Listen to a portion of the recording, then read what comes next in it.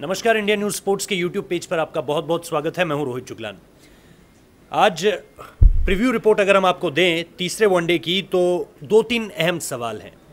सबसे पहला सवाल तो खुद वेस्टइंडीज़ के कोच स्टुअर्ट लॉ ने खड़ा कर दिया है। उन्होंने अंग्रेजी में एक बात कही है। उन्होंने कहा है we have forced Indian players to ask questions from themselves, यानी कि हमने भारतीय टीम से खुद उनके अंदर सवाल खड़े कर दिए हैं, यानी कि आप में डाउट होना क्रिएट हो गया है सर कि क्या हम अब जीत पाएंगे, क्या नहीं जीत पाएंगे। वेस्टइंडीज़ की टीम 2 बार 320 के ऊपर पहुंची है और पिछला मैच तो जीतते जीतते हार गई। बिल्कुल। और देखिए, जब आप 2 बार किसी भी टीम के अगेंस्ट और बड़ी टीम के अगेंस्ट, टॉप टीम्स के अगेंस्ट अगर आप 300 रन का स्कोर खड़ा करते हैं तो निश्चित रूप से एक चीज़ तो दर्शा रहा है कि वेस्टइंडीज़ की टीम ने बहुत अच्छा कमबैक किया है इस दौरे पर। क्योंकि अगर आप टेस्ट सीरीज़ याद करें, 3 दिन में टेस्ट मैच हार गए थे और लगभग वही बैट्समैन है, वही कैप्टन है, बस नज़रिए का फ़र्क है। और जो हम लोग बार बात करते हैं कि कैरेबियन जो स्टाइल है वो उनको सूट करती है। अगर हम वनडे क्रिकेट देखें या T20 फॉर्मेट देखें तो मुझे लग रहा है ये एक बड़ा चेंज है वेस्ट इंडीज़ में। और बड़ी सही बात कही है स्टुअर्ट लॉ ने, जो उनके कोच हैं, कि उन्होंने फोर्स किया है कि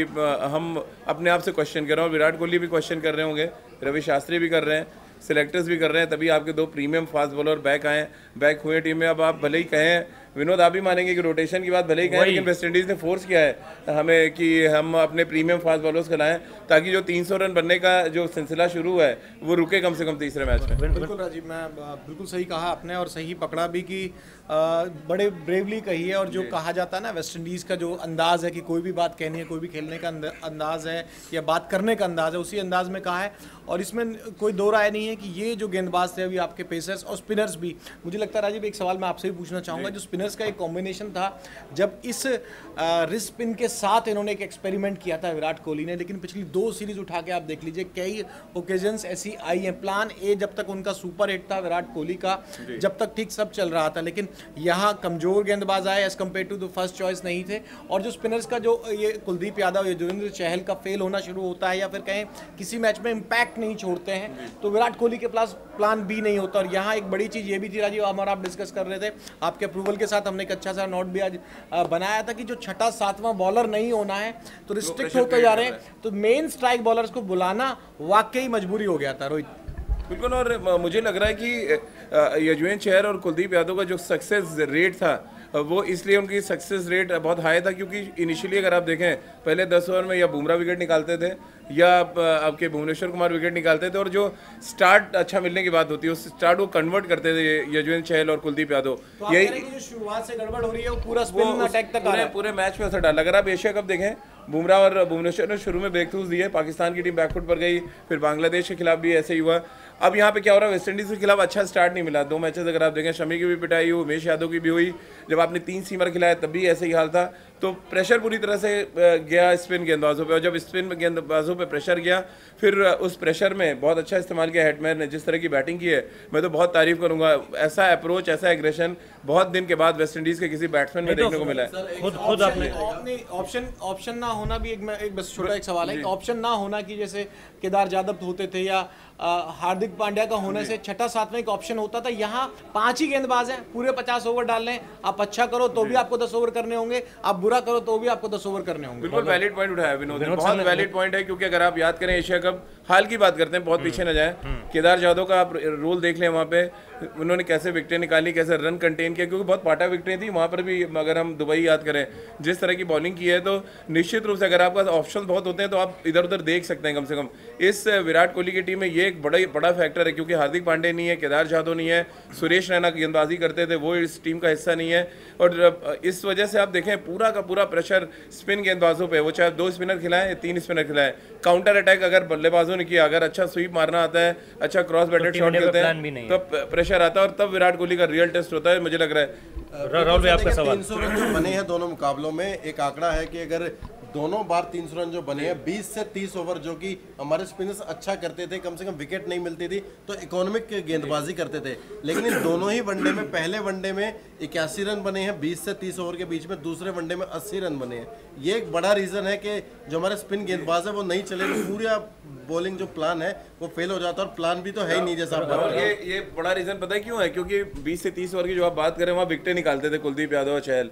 इन 20-30 ओवर में विकेट नहीं निकाल पाए हो, और वो प्रेशर डबल प्रेशर है, आपको रन रेट भी रोकना है जो शुरुआत से बना के वेस्ट इंडीज़ आ रही है, और मिडिल ओवर्स में आपको विकेट भी निकालने हैं। और मिडिल ओवर्स में अगर आप देखें जबरदस्त काउंटर अटैक किया वहाँ पे वेस्ट इंडीज, जैसे ही उनको ढीली बॉल मिलती थी।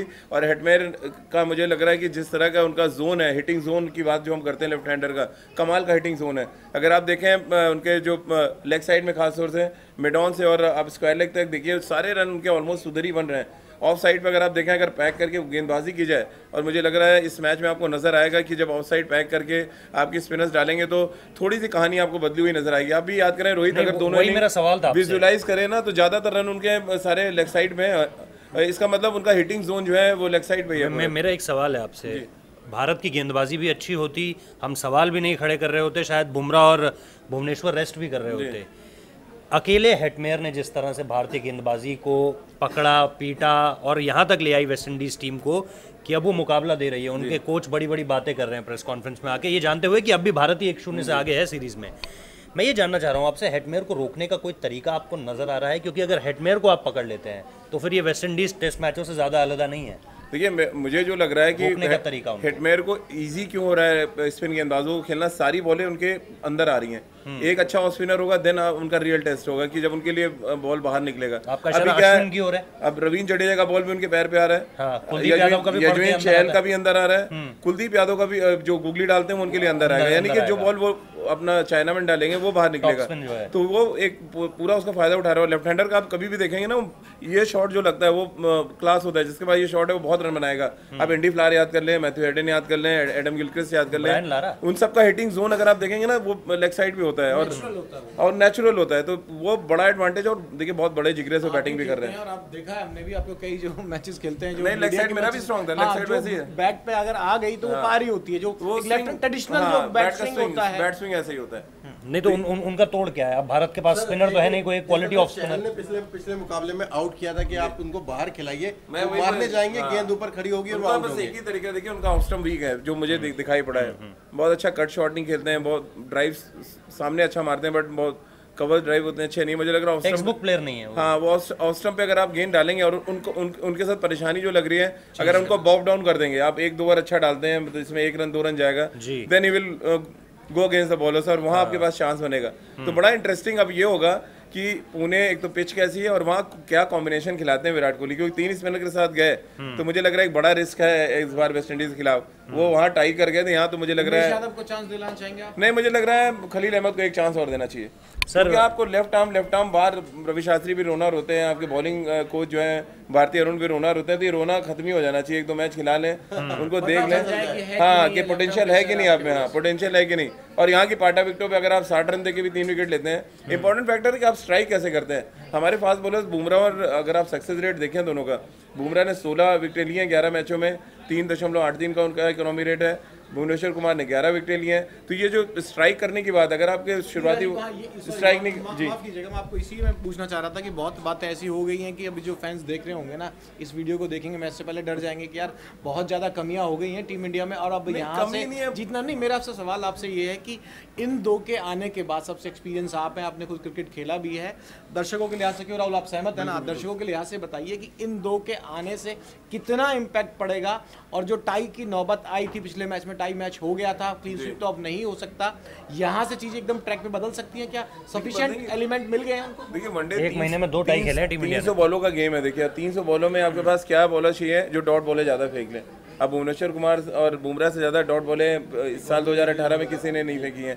तो डॉट बॉलें और 60 और 60 120 गेंदें आपकी तय कर देंगी मैच किधर जा रहा है। मुझे लग रहा है जो 300 रन वेस्ट इंडीज़ बना रही थी वो 375 और 80 पे रुकेगी इन दोनों के आने से, और प्लस 275 सॉरी, और नहीं 275।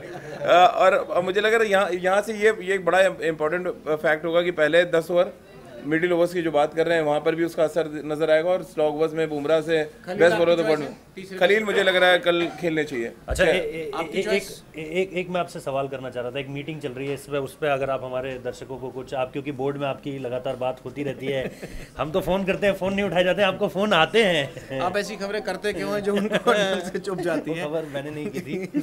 चलिए नहीं, मीटिंग में यही अपडेट है कि मीटिंग चल रही है और राहुल द्रविड़ वो मीटिंग अटेंड कर रहे हैं। इसमें कहा जा सकता है कि इंडिया के लिहाज से, लेकिन ओवरऑल जो बात की गई थी कि ऑस्ट्रेलिया में हमको आप कुछ कंडीशन की पिच दिया, पिच देने की कोशिश करना है, जिस तरह से मौका देना, तो वहाँ देखकर ये लगता है कि जो राहुल द्रविड़ का सिलेक्शन मीटिंग में शामिल होना कुछ ना कुछ पॉजिटिव लेके आएगा। और जो बड़ा प्रोस्पेक्ट आप ऑस्ट्रेलिया के लिए देख के चल रहे हैं, क्योंकि एक मर्ज करने की बात तो बहुत दिनों से थी, वो प्रैक्टिकल हो नहीं पा रही थी कि इंडिया ऐसे, और राहुल द्रविड़ आपने कभी बयान सुने हो तो कहते भी हैं राजीव की एक सप्लाई चेन है ना जो, वो मैं लगातार बरकरार रखना चाहता हूँ। मुझे लगता है एक अच्छा पार्ट है। वजह बेशक से ये हो उसकी कि इंडिया ए भी सिलेक्ट हो रही है, लेकिन राहुल द्रविड़ का वहाँ बैठना बहुत एक वाइस पर्सन का, एक क्रिकेट ब्रेन का बैठना मैं समझता हूँ। चलिए जब तक इम्पोर्टेंट मुद्दा तो एक चीज और है कि विराट कोहली की जो बड़ा विराट स्वरूप हम देख रहे हैं इस सीरीज में, वो कई बल्लेबाजों की कमी भी छुपा रहे हैं। तो अभी तीसरे मैच में शिखर धवन है, आपके महेंद्र सिंह धोनी है, इन सब बल्लेबाजों को भी रन बनाने पड़ेंगे, क्योंकि अब ऋषभ पंत आपने जैसा बताया अभी रिपोर्ट नहीं आई है, अभी रिपोर्ट्स उनकी नहीं आई है। शायद मनीष पांडे भी आ सकते हैं, लेकिन ओवरऑल अगर आप देखें तो शिखर धवन के ऊपर बहुत ज्यादा निगाहें होंगी लोगों की। और रोहित शर्मा सिर्फ एक मैच में रन है उनके भी, अगर आप देखें तो ये जो परंपरा है कि 2 मैच में रन बना के तीसरे में नहीं बनाना, आपको कंसिस्टेंट होना पड़ेगा। मिस्टर कंसिस्टेंट तो एक ही है विराट कोहली। अच्छा आपको नहीं लग रहा है राहुल की बहुत सिलेक्टेड उन ग्राउंड पे मैच हो रहे हैं जहाँ विराट कोहली का एवरेज 100 से ऊपर है? अब पुणे में जहाँ मैच है, आंकड़ों के एक्सपर्ट तो राहुल है। बिल्कुल सर, 3 मुकाबलों में 212 और तो एक मुकाबला एडिलेड में भी करा देना चाहिए। जहाँ पे जाके 350 चेज किए हैं। एडिलेड में तो घर है उनका। I want to take it home. अब ये जो विनोद सर ने जानकारी दी थी, ये खैर जब तक आप ये वीडियो देखेंगे तब तक इसमें पूरा अपडेट आ चुका होगा। लेकिन जाते जाते सर आखिरी सवाल मेरा, मैं प्लेइंग 11 जानना चाह रहा हूँ, आप तमाम लोगों की मैं प्लेइंग 11 जानना चाह रहा हूँ। देखिए मेरी प्लेइंग 11 में देखिए टॉप 3 में तो चेंज होगा नहीं, रोहित, शिखर, विराट खेलेंगे। अंबती रायडू पिछले मैच में कप्तान की प्रशंसा हासिल कर चुके हैं, तो वो भी नंबर 4 पे होंगे। 5 पे अगर ऋषभ पंत नहीं फिट है तो मुझे लग रहा है मनीष पांडे आएंगे, या धोनी 5 पे बैटिंग करें। मैं तो चाहता हूँ वो खेले, मैं चाहता हूँ एक अच्छे ओवर्स मिले उनको बैटिंग करने के लिए वनडे क्रिकेट में, ताकि हमको देख पाए। ठीक है, केदार जाधव के बाद फिर महेंद्र, केदार जाधव कहाँ टीम में नहीं, सॉरी अंबाती रायडू के बाद महेंद्र सिंह धोनी और फिर ऋषभ पंत अगर फिट है तो। फिर मैं 3 फास्ट बॉलर देख रहा हूँ यहाँ पे पुणे का, जिस तरह का रिकॉर्ड है। 3 स्पिनर्स के साथ नहीं जा रहे बिल्कुल, क्योंकि पुणे आप याद करें श्रीलंका वर्सेस इंडिया मैच, हम 80 या 90 रन पे ऑल आउट हो गए थे, वहाँ बड़ा अच्छा बॉल सीम किया था। तो वो जहन में मेरे अभी भी है। एक और मैच याद आता है जहाँ पे हम टर्निंग ट्रैक, तो हम टेस्ट मैच हार गए थे ऑस्ट्रेलिया के अगेंस्ट। तो अब इस वनडे मैच में किस तरह की विकेट होती है, बड़ा इंटरेस्टिंग होगा। बट मुझे लग रहा है खलील अहमद, आपके बुमराह और भुवनेश्वर, ये 3 होंगे।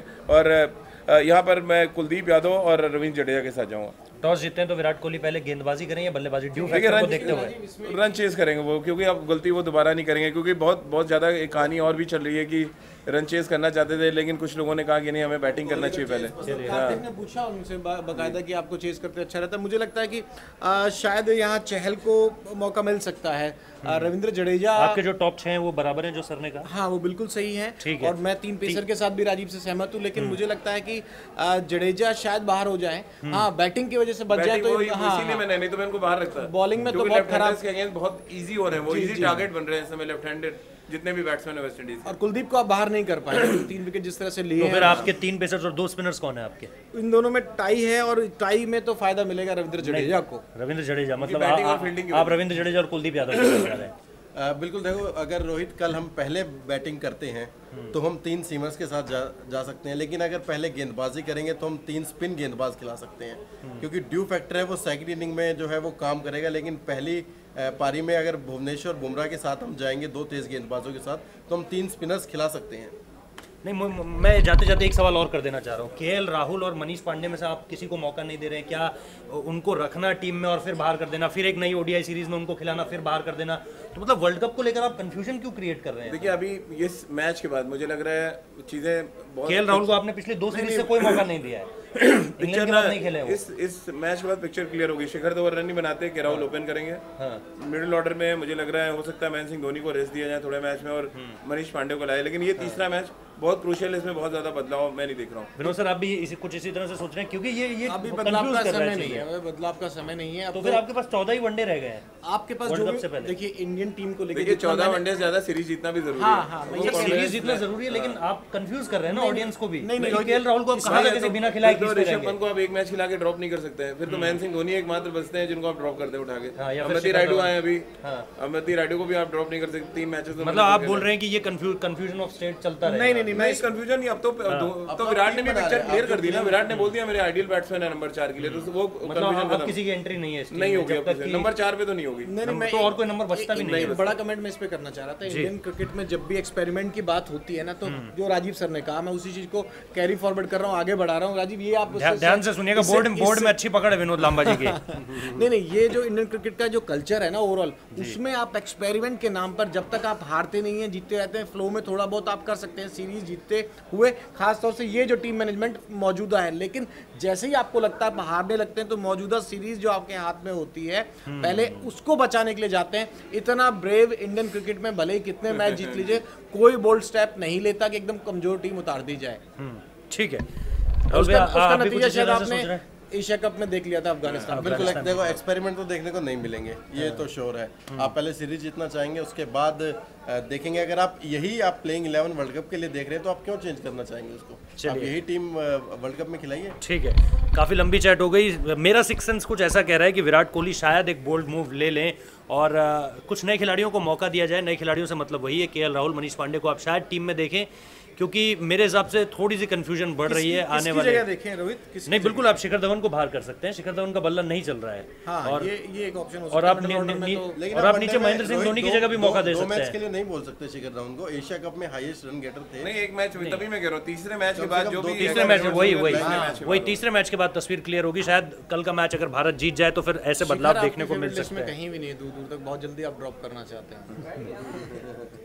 चलिए, बहुत बहुत धन्यवाद आप तमाम लोगों का, आपने हमें 1000 के पार पहुंचा दिया है। इसी तरह से अपना जो प्यार है उसे बढ़ाते रहिए। कमेंट बॉक्स में निश्चित तौर पर कमेंट कीजिए कि आप और क्या देखना चाहते हैं। कल हमने एक बहुत अच्छी स्टोरी की है विराट कोहली की अकेडमी से, जहां पर उनके करियर को पूरी तरह से शुरुआत हुई थी, जहां से उनके करियर की, वो देखना ना भूलिए।